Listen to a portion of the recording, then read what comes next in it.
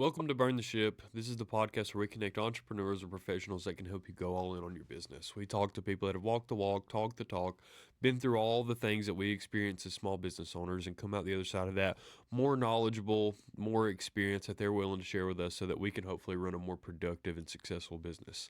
Ryan, I wanted to say up front, thank you very much for giving us some of your time. Anybody that comes on the podcast to share something with me, share something with the audience, that time means a lot to us. So thank you very, very much. But why don't you go ahead and tell us a little bit about yourself and a little bit about your business? Well, first of all, I'd like to thank you for having me on here. I really appreciate it. As you said, my name is Ryan French. I'm with Pillow to Post Home Inspectors. We're a franchise. I've been doing this since 2017. Um, Started as a one-man show. I've had a few employees now, and I currently have two employees. Um, Continue to grow. Obviously, we all went through COVID, and there was times when I didn't think I'd have a business at the beginning of that, but we muddled through it, and here we are today. I've been growing, every year, every month. So I can't complain. It's been a great ride. I love what I do, and I think that's probably one of the biggest keys to this is loving what you do. Yeah, absolutely. So what's your background? How did you land on the home inspection world, and how did you get connected with the franchise that you're a part of? Well, I was in retail for a long time. Well, yeah, I ran electronic stores in the regional capacity too. And then I decided after 7, 8 years of retail, grinding it out every Christmas, missing my kids growing up. I've got three girls that are all over 20 years old now. But when I was starting that, my wife and I were young and I was doing very well. I was pretty successful in it, but it was a grind. And I knew in order to be successful, I had to work very hard. And I missed a lot of stuff with my kids. I left that retail after 7.5 years and decided that I would never do retail again. And some friends of mine reached out and said, "Hey, I got a retail job for you." So I went into the flooring world, and it was great because there was no Christmas. I got some of my time back with my kids, but it was still a grind. It was if you want to be successful in retail and stuff, if you want to be successful in anything, you've got to work hard. But the work-life balance wasn't there for me. And after about little over 7 years with them, um, they actually moved me.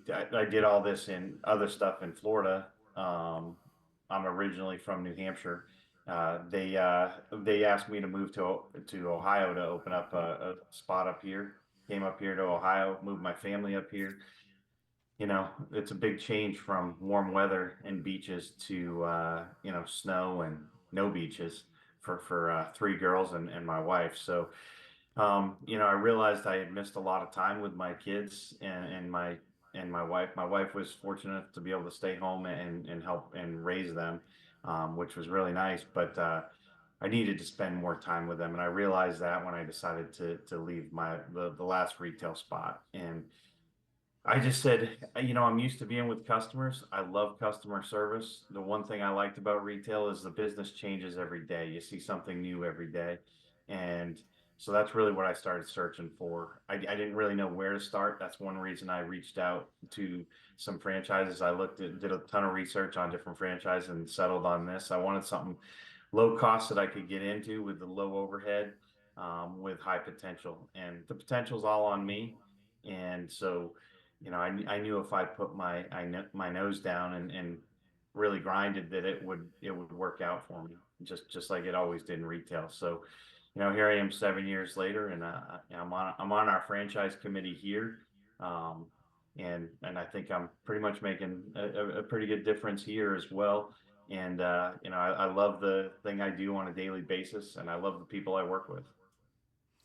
Tell me a little bit about that process, and kind of from your perspective, the differences between the home inspection world and the retail world, right? Because you're working pretty much with consumers or homeowners, and really you're rendering a service to get them through to that next step, whether it's they're selling their home or they're looking to purchase a home or whatever that is. What's kind of some of the similarities and what's really different? Well, one of the biggest things is when you're in electronics, everything very rarely is it a need. Most of the time, unless you're dealing with a computer or something like that, you may need one for school, but most of the time it's a want. And some of that can be exciting because you get to help them pick out things that maybe you wouldn't buy for yourself, or spend the money on for yourself. And flooring, it's a little different because you may be remodeling, you may just be deciding to stay in your house and you wanting to upgrade stuff. So it can be pretty exciting redoing bathrooms, redoing kitchens and stuff like that. But in what I do now, this is one of the most stressful and most exciting times of everyone's life and buying a home. So I just like the ability to help them with that and hopefully remove a lot of that stress for them. People every day I see people that complain about the smallest things, and then other people that I could tell them that, their kitchen's falling apart and they don't care because they're tearing out the whole kitchen. So every customer you have to adjust to, and that's the challenge that I like. And at the end of the day, these customers have my number, so if they need help down the line, we deal with tons of first time home buyers, and it's just exciting to be able to help them through this process and really relieve some of that pressure. Whereas other retail I did in the past, you may not need to do what you're doing or spend the money that you're spending, but you are out there, making something, buying something new, buying something better. But here it's a big choice, and there's can be a lot of pressure not to screw things up, but I think ultimately, we do a good job explaining that to people. Sure. No, that makes a lot of sense. And so the big, one of the biggest differences to me is someone that has a retail background or a restaurant background or just a background as being an integral part of another small business, going to the mindset of entrepreneurship is really sales, right? So like your your worth to your company wasn't necessarily contingent on your sales when you were in the retail space, and now if you're not doing the selling and your franchise isn't doing a very good job marketing, your success is becomes very difficult. So what's it been like to adjust in that entrepreneur role to having to do the sales, having to manage your books, having to juggle all of these different responsibilities that weren't necessarily your job before? Well, from the office standpoint, that's been a challenge because I don't like to sit in the office. As far as Sure. I'm concerned, when I'm sitting in the office, I'm not not making money. But there's definitely some stuff that needs to be done there, and you definitely need to keep up with that. So that part, I have some help with that. With my wife's a teacher, so she's off during the summers and can certainly help me with some of that as well too, my scheduling and with the inspections and everything. But being out there in front of the customers and selling, to me, it's not. I'm not a big seller. I'm not a hardcore seller. I think that the building that trust with everyone and being who you say you're gonna be, you have to deliver on what you say you're gonna do. And that's again one of the big reasons I went into the business for myself is if I was going to screw something up or something bad was going to happen, I wanted to be able to look someone in the eye and say, I'm sorry. This is what we got to do. I mean, it is what it is. We can't change the fact that something was screwed up. All we can do is fix it from here. And that's what I wanted to be able to do is be honest with people and help them. And I think that honesty and being who you say you're going to be is really where the sales come in. I mean, trust me, there's realtors and people in this business that I've met and known for a long time, been friends with for a long time, that it took a long time to get them to use us, and now I don't see how they'd use somebody else. So it's not.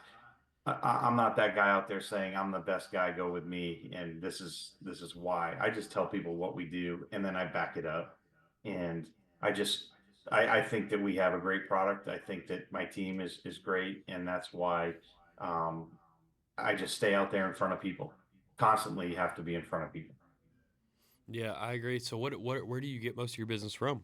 Is it networking? Is it, marketing to realtors or It's marketing to realtors and networking. I mean, we have realty groups here throughout Columbus. I don't know if I said I'm up here in Columbus, Ohio, um, but we have groups all throughout the city, and realtors, their livelihood is made off networking too.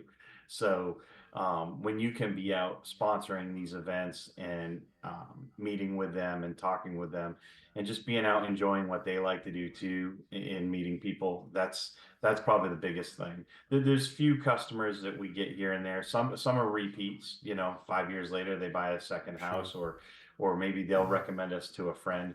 But most of, I'd say, 90% of our business is coming from our retail, our realtors here. So what's kind of been your superpower through this whole process? Like what is that thing that you do uniquely well that keeps the ball moving forward for you?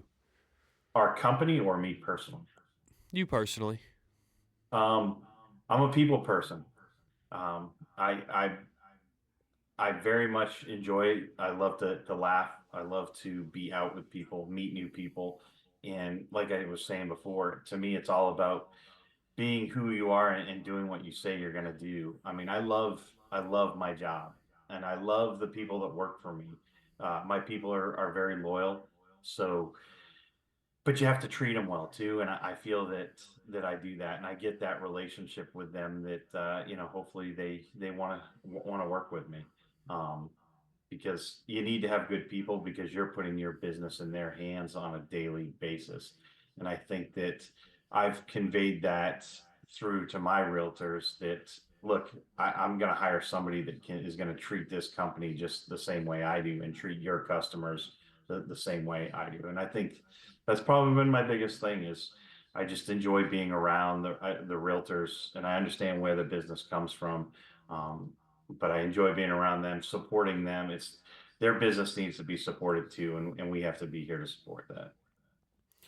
Well, with moving because of your last company, I imagine that you get a little insight into what that moment is like in people's lives, whether they're relocating or whether that is just they're buying their first home in the area that they grew up in or whatever like that.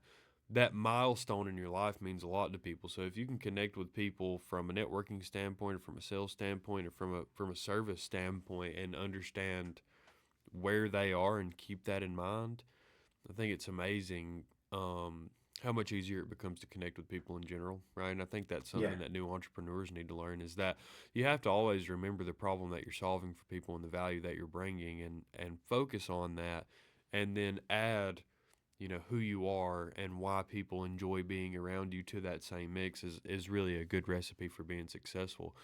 What are some of the obstacles that you've run into going into entrepreneur mode, right? Like what has your relationship been like with your franchise? Like what are things that if people are looking to take that same route, what are some of the obstacles that they should look out for? I think you have to do your research. I did a ton of research on a lot of different companies to see what they offer. I think you have to call franchisees, and you can't just listen to one. You're going to hear one and they say they hate the company. Then you kind of call another one and they love the company. So you've got to be able to talk to as many as you possibly can and understand what people like and what they don't like.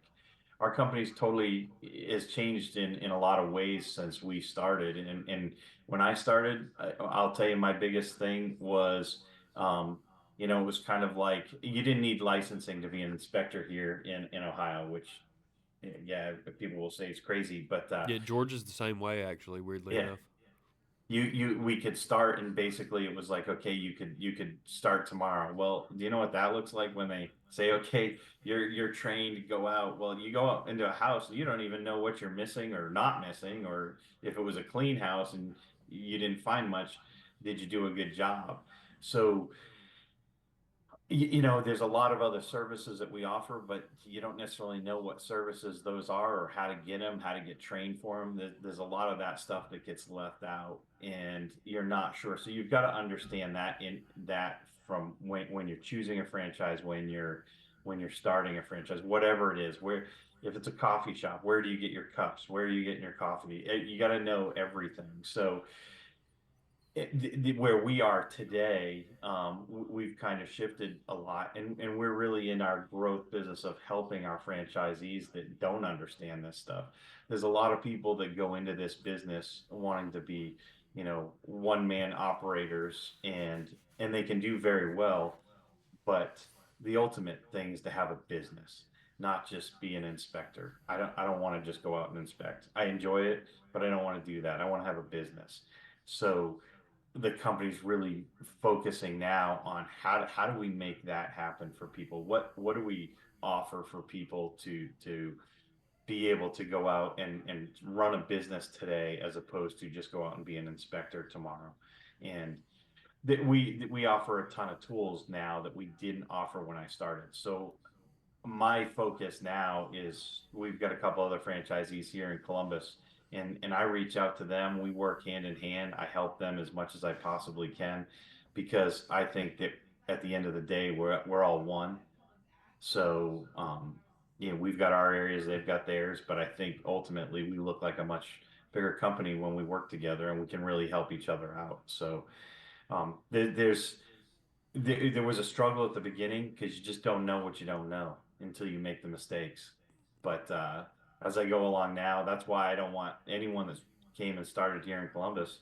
I'd be happy to help out because I just don't want them to waste their time making any mistakes I did. But I'm very happy with the decisions I've made and that I'm still here doing it. Yeah, for sure. It's a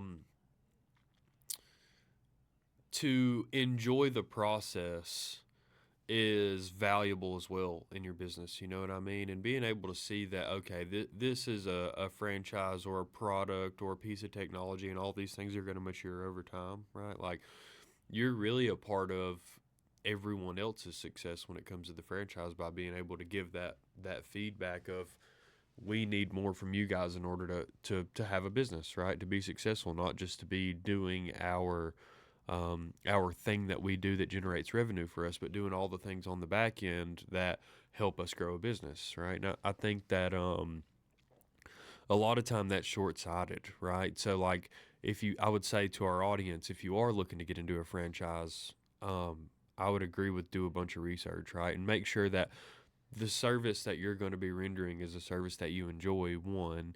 And two is, do you have the things that you need to take your business to the area that you want to take your business that does the things that you want for you out of your life, right? So, like, your business or your franchise, or however you're interacting with that entrepreneur world should be a roadmap to getting the things that you want out of life, right? Whether it's your time back or you want to make more money or whatever that goal is, you have to be very focused on that thing. And I would encourage you to do the research, do the research, do the research that is required of you to make sure that you're getting into a relationship that's going to give you what you need to be able to achieve the things that you want, because it's not always easy. Every franchise is different. There are franchises with four-figure buy-ins, there are franchises with six-figure buy-ins. Like, it's a very, very different thing. I mean, some franchises, to be honest, like, you go through your first 4 months of that franchise training, you're not going to make any money for the first 120 days. So it's a difficult thing, and you need to know what you're getting into before you make that decision. And there's a lot of good people out there. Did you use like a franchise brokerage, or did you do your research independently? No, I can tell you in the past I used a franchise brokerage, but I had stopped doing that and I stayed in the retail world for years. And then when I got out of that, I just decided to do the research on my own. Sure. Um, but I definitely agree. You have to like what you're going to do. I can tell you there's the people that started in my class, there's people that aren't in business anymore. There's people that are barely holding on, and then there's people that are doing very well. So there's like you said, there's a spectrum all over, but you can tell the enthusiasm between some of the people and other people. I talked to everyone. We have access to all the franchisees here, and we have 80 meetings. But just in talking to them, you can tell who's going to be successful, who's not going to be successful, and it's some of them just didn't do their research or didn't. It's not what they wanted to do. I mean, Sure. we know what we're doing. We're going into houses, meeting new people every day. Right. And if that's not if you don't like talking to people or walking on a roof or getting in an attic, it's probably not the job for you. Yeah, for sure. No, I can agree. And it isn't like 1 year, 2 years. Like a lot of times you're making this decision that defines your work and your work life balance and what it feels like to be working and what your attitude is of your home for the next 10, 20 years, right? Like this business that you're building is supposed to be a thing that continues to grow itself all the time so that you can do more of those things that you like to do, right? And it's not easy to do those things. Don't get me wrong, but quite frankly, it is simple a lot of times. It depends on what you're comfortable doing and the tools that you're gonna and the people that you're gonna have around you. Um, really determines how difficult or easy a lot of that is. But it's never really complicated. It's just you have to do a thing that maybe makes you uncomfortable very consistently for a long period of time to get where you want to get in life. That's really the nature of business as a whole. And your industry is very unique in that way where a lot of times as owner operator your success is completely independently based on your level of activity, right? So like you have to be busy, you have to work hard, and things are going to ebb and flow over time. And like you said, your journey isn't predetermined just because you buy into this whole idea of a franchise. It's just like you said, people are successful, people are not successful, all within the exact same bounds and guidelines and rules that you set when you made your relationship with your franchise. So again, I double down on the idea of research, and franchise brokerages are not always a bad thing, and they're not always the best fit, right? Like sometimes you don't need that whole package and process that they put you through, but depending on what you want to get into, sometimes it's a really really good thing. So to each their own. Even in the franchise world, you're looking for this business in a box or someone to handle all the things that you're really not, you really don't possess a skill set at. But do more research than you think is required so that you can make an informed decision on what the next X number of years looks like for you. But how do people find you if they want to become a customer of yours, if they have questions about your industry? How do people get in touch with you? You can go to my website at pillar to post pillartopost.com/Ryan French, RyanFrench. You have all my contact info there. You can schedule inspections or reach out to me. I'd love to help anyone. Even if in an inspection or in an industry that I'm not in, I can tell you some of the stuff that I looked at when I was looking at franchise. I enjoy helping people, so I'm not afraid to let people reach out to me and spend time talking to them. We appreciate that. The time on the podcast is one thing, the time outside of it, we appreciate that separately and just as importantly. But kind of the way that we always end the podcast here, right, is a little bit of a allude to the name of our podcast, which is Burn the Ship, right? And I think every entrepreneur has this light switch moment where they decide, okay, I'm in business now. I've got to figure out a way to make this thing work. And maybe that timing is a little bit more clearly defined in the franchise world. But, since you decided, okay, I'm an entrepreneur now and I've got to figure out how to make this thing work, sum up this whole experience for me. What has becoming an entrepreneur done for you, and why should people that are listening not be afraid to take that same chance? You've got to have a purpose that you're doing this. And for me, it was getting time back with my family. When I left retail, I realized how much time I had missed. I said I had three girls. I was fortunate that my wife got to stay home and be with them and raise them. But I realized that I missed a lot when they were kids. And, they were getting older and in high school, and I wanted that time back with them. I wanted to travel. I wanted to be able to take them places and do things with them. Money doesn't do you any good if you can't spend it and go spend time with your family. So doesn't do anybody any good if you take it to your grave. So I wanted that time back, and I got that time back. That was my big thing. And I looked at, my daughter has worked with me. Hmm. as she's gone through college. I've got one out of college now and two still in college, but I get to go down and visit my kids at college. They call me, Dad, I need something. You know what? I can leave Hmm. tomorrow a lot of times, or I can leave today. I can be there for them where I couldn't for a long time. So that was my big why, and I get to live it now. So I can't go back at all. I can't complain at all. My only regret is I didn't do this 10 years earlier. Sure. Well, I appreciate your insight, and if there's anything that we can do, or anyone in my network that you want to be connected with, I'd love to make that connection for you. But I appreciate you being a part of the podcast. We'll edit this. We'll put out a really good final product for you, and we'll give you everything that you need. And I hope that you share it in some way. And like I said, your time is valuable to us, so I appreciate it very much. I appreciate you for taking part of the podcast with me. I appreciate you reaching out to me, and it was a great time. I appreciate it. Thanks very much. Yeah, anytime. All All right, right right, ship. take it easy.